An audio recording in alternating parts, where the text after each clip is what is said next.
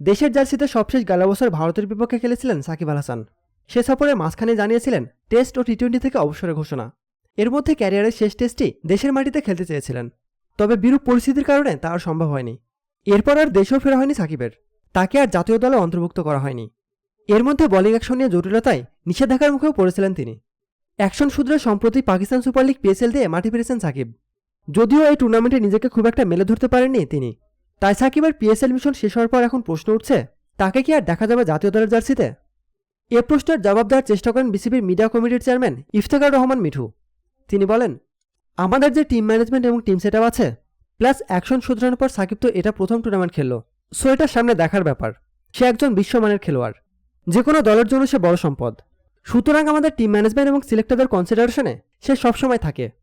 Action শুধরানোর পর সাকিব তো এই প্রথম দুটো ম্যাচ খেললো, আরও কয়েকটি ম্যাচ খেলুক, তারপর উত্তর দিতে পারবো। প্রতিনিয়ত খেলাধুলার আপডেট জানতে খেলাযোগ টিভির সাথেই থাকুন। এতক্ষণ আমাদের সাথে থাকার জন্য আপনাকে জানাচ্ছি বিশেষ ধন্যবাদ।